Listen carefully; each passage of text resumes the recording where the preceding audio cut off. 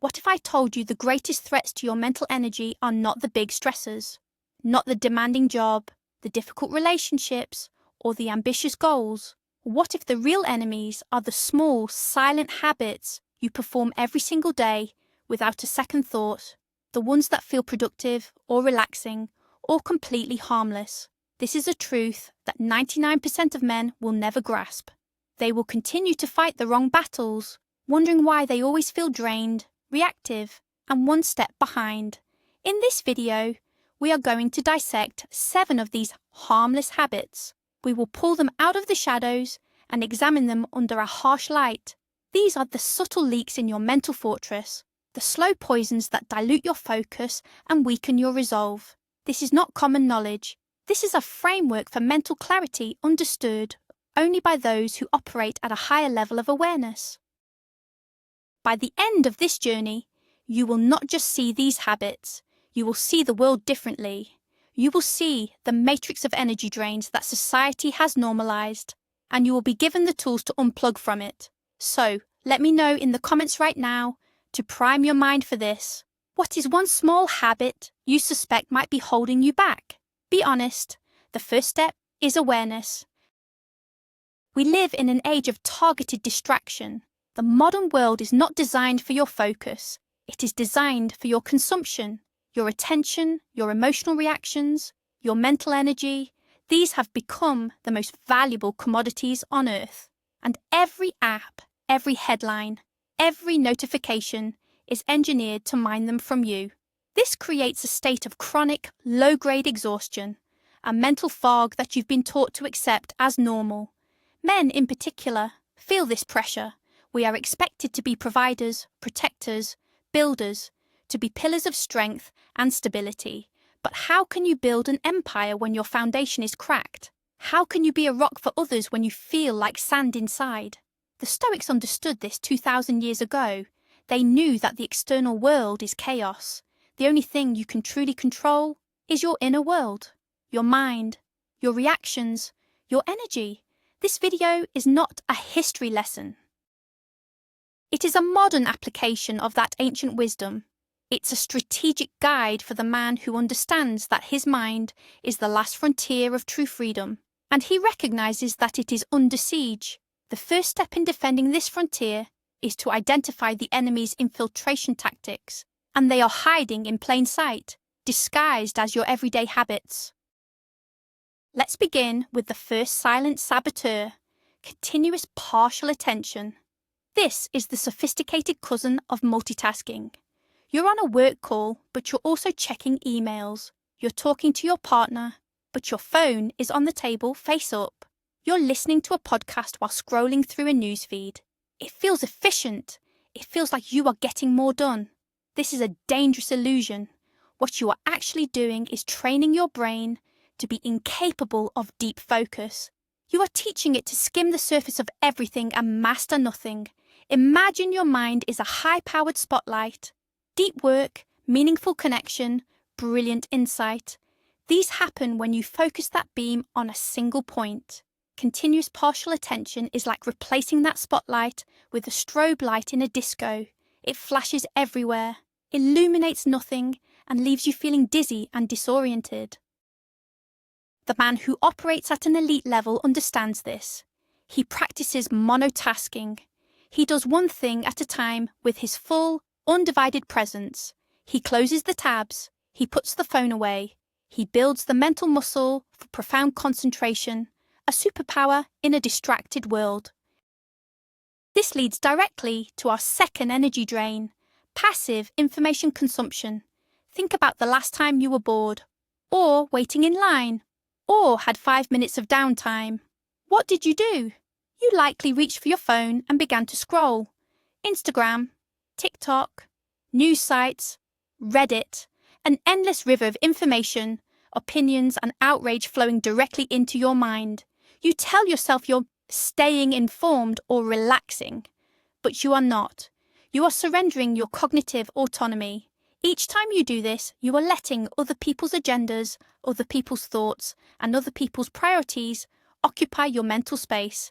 It's like leaving the front door of your house wide open and letting any stranger wander in, rearrange your furniture, and leave their trash on the floor.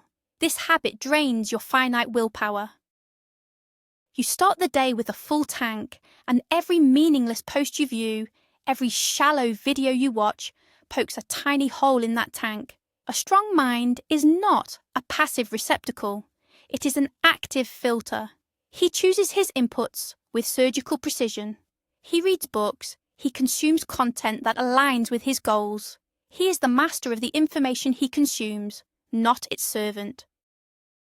Now, we come to a deeply ingrained habit, one that society actively encourages. Habit number 3, seeking external validation. This is the subtle act of posting a picture and then checking for likes every 5 minutes. It's shaping your opinion in a meeting based on how you think the boss will react. It's the constant low-level hum of, "What will they think?" that runs in the background of your mind. It seems harmless. It's just human nature to want to be liked, right? This is a trap. The Stoics called it living according to opinion, not according to nature. When your sense of self-worth is tied to the unpredictable and fickle opinions of others, you have built your emotional home on a seismic fault line. You have given thousands of people, most of whom you don't even know, a remote control for your emotions. A good comment makes you feel high. A lack of likes makes you feel low. You become a puppet. The man of internal strength, the modern Stoic, derives his validation from within, from his own code of conduct, from his adherence to his principles. His self-worth is a constant, forged in the fire of his own judgment, not awarded by the fleeting applause of a crowd. Let's explore that idea further. Once you are free from the need for validation, you can see the futility of the 4th habit, engaging in pointless debates.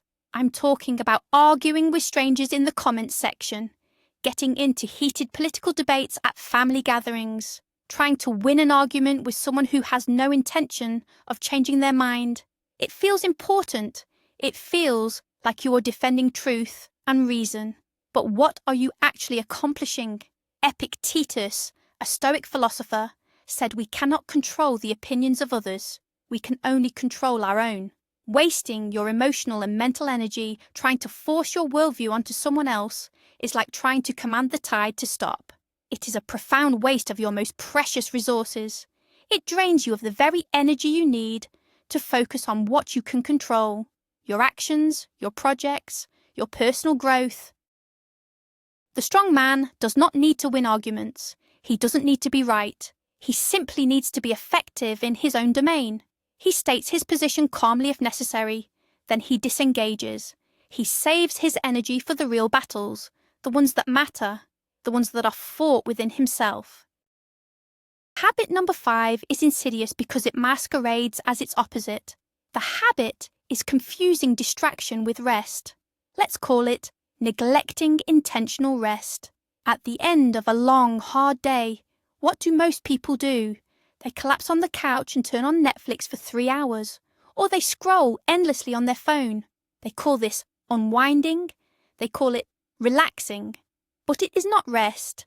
It is simply a different form of cognitive load. It is more consumption, more noise, more external stimuli flooding a brain that is already overtaxed. True, restorative rest is not about adding more input. It's about creating space. It is intentional stillness. This could be a 10-minute walk without your phone. It could be sitting in a quiet room and simply observing your thoughts without judgment. It could be journaling. It could be meditation. These activities don't just stop the energy drain. They actively replenish your mental reserves. They allow your subconscious mind to process information and generate insights. The average man numbs his exhaustion with distraction. The superior man heals his exhaustion with intentional stillness. This is a critical distinction. Our 6th habit is one that plagues intelligent, analytical men, in particular, over-optimizing minor decisions. This is spending 45 minutes researching the absolute best brand of protein powder. It's creating a complex spreadsheet to compare 3 different models of coffee makers. It is getting trapped in analysis paralysis over choices that have a negligible impact on your life. Society praises this as being thorough, as being a smart consumer. But it's a mental energy black hole. Your capacity for high-quality decision-making is a finite resource. Psychologists call it decision fatigue. Every choice you make, no matter how small, depletes that resource. Why would you waste your prime cognitive fuel on deciding between two brands of toothpaste? Men who operate at a high level are ruthless about conserving their decision-making power. They automate the small stuff. They wear a simple wardrobe. They eat similar meals. They create systems so that their trivial choices are made for them. They save their full mental firepower for the big asymmetrical decisions that will actually shape their future. They understand that not all decisions are created equal. Finally, we arrive at the seventh and perhaps most socially acceptable habit, complaining as a form of social bonding. You're with your colleagues and everyone is complaining about the new boss. You're with your friends and you're all complaining about traffic or the government or the weather. It feels good. It creates a sense of camaraderie, a feeling of us against the world. It feels like you are venting and releasing negative energy. You are doing the exact opposite. Complaining is rehearsal for victimhood. Each time you complain, you are training your brain's neural pathways to scan the world for negativity. You become an expert at finding flaws. You are literally programming yourself to see the world through a lens of powerlessness and frustration. The Stoic, by contrast, practices acceptance of what he cannot change. He doesn't have to like it. He simply refuses to waste energy resisting reality. Instead of complaining about the rain, he grabs an umbrella. Instead of complaining about his boss, he focuses on performing his duties with excellence. Or he formulates a plan to find a new job. He transforms moments of potential complaint into moments of action or acceptance. This shift from complainer to agent is the foundation of true mental strength. Let's revisit the first habit, continuous partial attention, from a different angle. The myth is that it saves time. The reality is that it destroys quality. Think of a craftsman, a master carpenter. Does he watch a video while carving a delicate piece of wood? No. He gives the task his entire being. The result is mastery. The result is excellence. Your work, your relationships, your life. These are the pieces of wood you are carving. Giving them your partial attention guarantees a mediocre result. Every time you switch tasks, you incur a cognitive switching cost. It takes your brain time and energy to disengage from one thing and re-engage with another. Doing this dozens of times an hour is like revving a car engine to its red line, then slamming on the brakes over and over. It's incredibly inefficient and causes massive wear and tear on your mental engine. The commitment to monotasking isn't about being old-fashioned. It's about respecting the laws of cognitive performance. It is a strategic decision to produce high-quality outcomes instead of a high quantity of shallow activities. This is what separates the amateur from the professional in any field. Now consider habit number 2, passive information consumption, through the lens of Stoic philosophy. The Stoics had a concept called the inner citadel. This was a mental fortress where your peace of mind and rational judgment resided, safe from the chaos of the external world. Endless scrolling is the equivalent of handing the keys to your citadel to a mob of strangers. You are allowing unfiltered, low-quality, and often inflammatory information to bypass your defenses and run riot inside your mind. Building your inner citadel requires actively curating what you allow inside.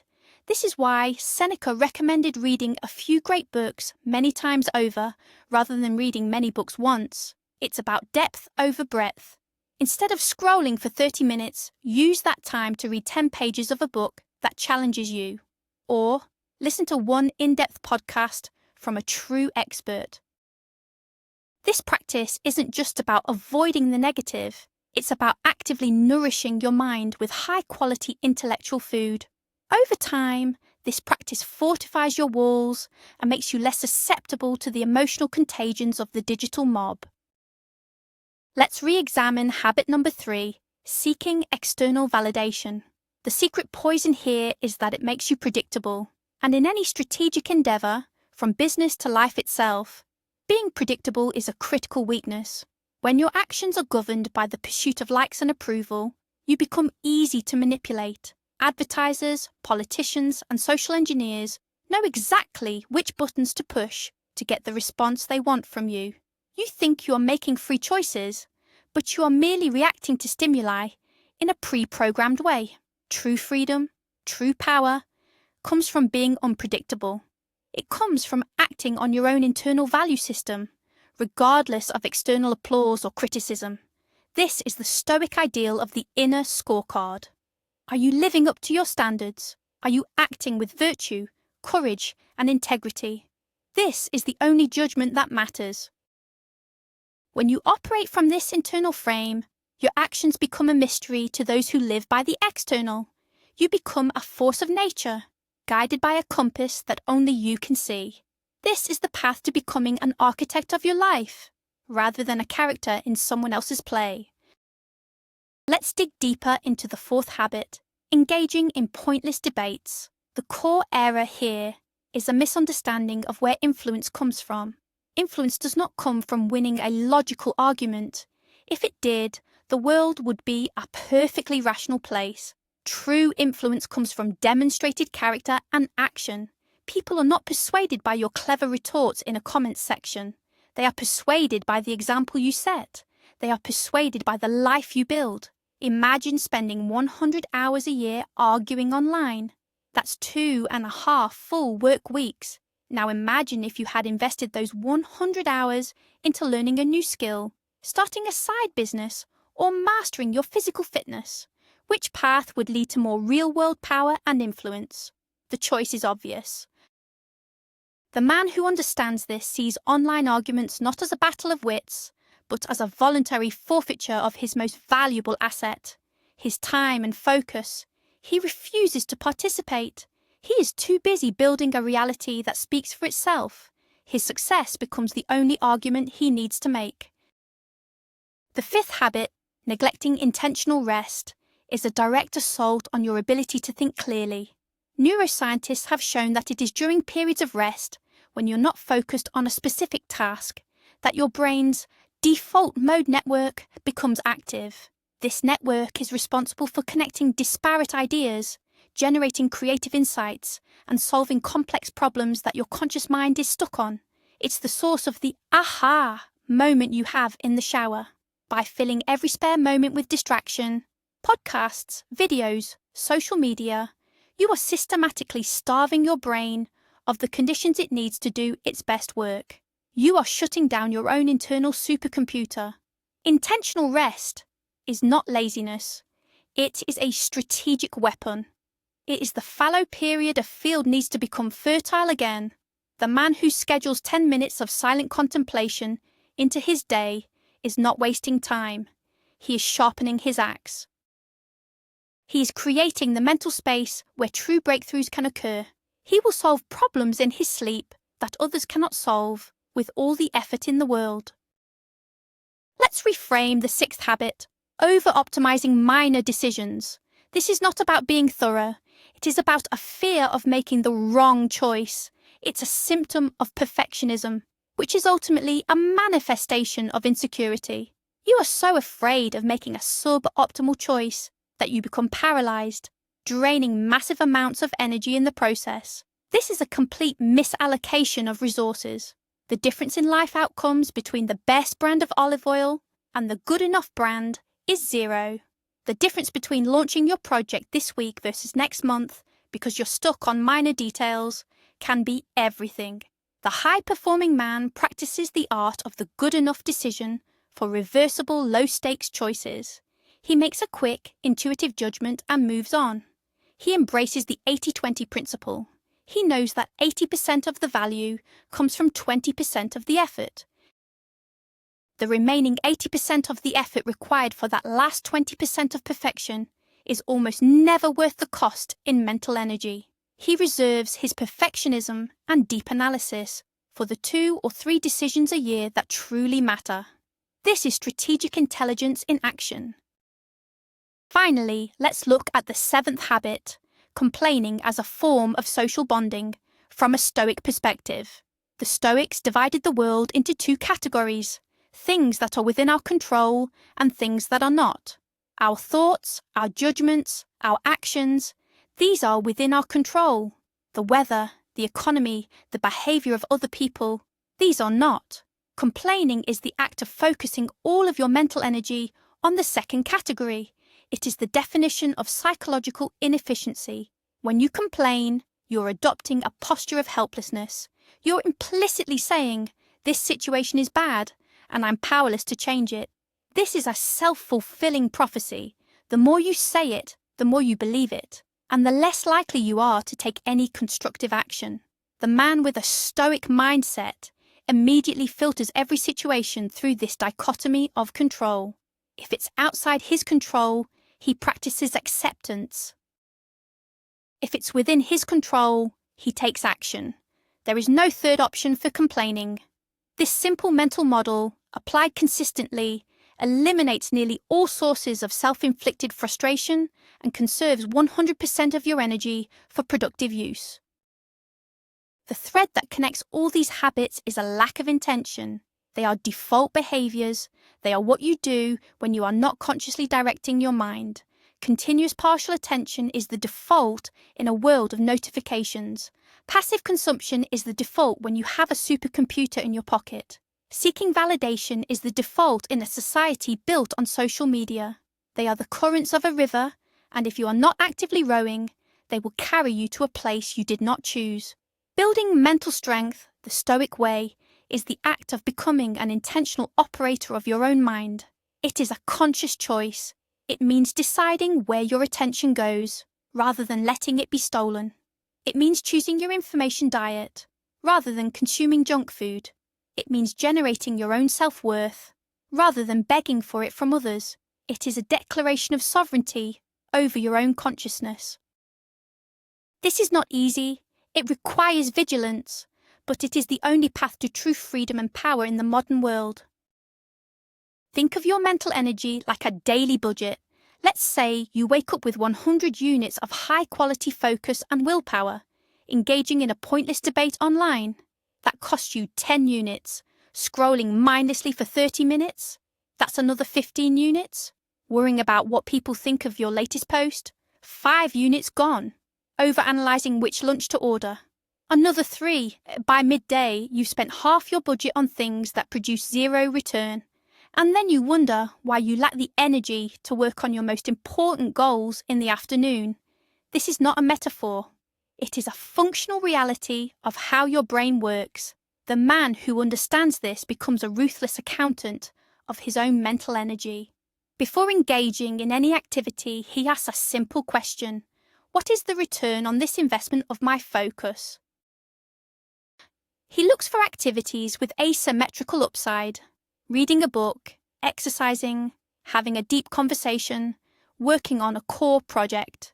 He divests immediately from the habits we have discussed, recognizing them for what they are, cognitive junk bonds that lead to psychological bankruptcy. Let's put this into the context of control, the central pillar of Stoicism. Each of these 7 habits represents a small but significant surrender of control. When you multitask, you surrender control over your focus to external stimuli. When you scroll, you surrender control over your thoughts to an algorithm.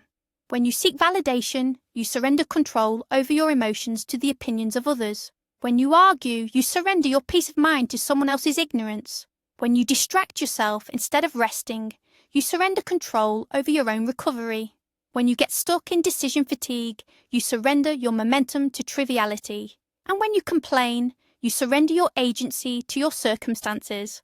A man's strength is not measured by his physical power, but by the number of things he refuses to surrender control over, starting with his own mind. Reclaiming this control, habit by habit, is not just an act of self-improvement. It is an act of rebellion against a culture that profits from your weakness and distraction. It is you planting a flag and declaring that your mind is sovereign territory. Consider the cumulative effect of these habits. One day of mindless scrolling or pointless arguing is insignificant. But what about 1,000 days? 3,000 days? Over a decade, these harmless habits compound. They carve deep grooves into your personality. They shape you into a person who is reactive, unfocused, anxious, and perpetually drained. You become the sum of your defaults. This is the silent tragedy that befalls most men. They don't fail because of one catastrophic event. They slowly erode through 1,000 tiny, unconscious choices. Conversely, imagine the compound effect of replacing them. 1,000 days of intentional rest. 1,000 days of focused, deep work. 1,000 days of generating internal validation. Over a decade, this doesn't just make you better, it transforms you into a different category of human being. You build a foundation of such profound mental and emotional stability that you become unshakable. The storms of life will still come, but you will have built a fortress, not a house of cards. This is the long game that only the top 1% of men are willing to play. The ultimate test is this. When a crisis hits, a job loss, a betrayal, a health scare, how do you respond? The man whose energy has been systematically drained by these 7 habits will be brittle. He will be overwhelmed by emotion. He will react with fear, anger, or despair. His mental reserves will be empty when he needs them most. He has spent his fortune on trivialities and now finds himself bankrupt in the face of a true challenge. The man who has diligently guarded his mental energy, who has practiced these principles of modern Stoicism, will be different. He will be flexible. He will feel the pain. Yes, he is human, but it will not break him. He will have a deep well of clarity, focus, and resilience to draw upon. He will be able to assess the situation calmly, separate what he can control from what he cannot, and act with decisive, rational purpose. This is the true payoff. This is why you do the work. You are not just building a better daily life. You are forging the man you need to be for the day when everything goes wrong. So there you have it, the 7 thieves that operate in the shadows of your daily life. Continuous partial attention, passive consumption, seeking external validation, pointless debates, confusing distraction with rest, over-optimizing minor choices, and complaining. These are not just bad habits. They are breaches in your mental armor. They are the silent leaks that drain the precious currency of your mental energy, the energy that fuels your ambition, your discipline, and your peace. If there is one thing you take away from this, let it be this. True power and freedom in the 21st century do not come from adding more to your life. They do not come from more hacks, more apps, or more information. They come from the art of strategic subtraction, from ruthlessly eliminating what weakens you. That is the modern Stoic path. It is the path of the essentialist, the warrior, the architect of his own soul. Walk away from this video not with a list of new rules, but with a new lens, a new way of seeing the world. See it in terms of energy gained and energy lost. Become the conscious, intentional gatekeeper of your own mind. You have always had the key. Today, you learned where the lock is. Now turn it. Thank you for investing your most valuable asset, your attention, with me today. If this resonated with you on a deep level, subscribe and join the community of men committed to building an unbreakable mind. Your journey is just beginning. Now I have a question for you. What is the very first habit you are going to eliminate starting today? Don't just think about it. Declare it. Write it down in the comments below. Make a public commitment to yourself and to us. Let's begin the work.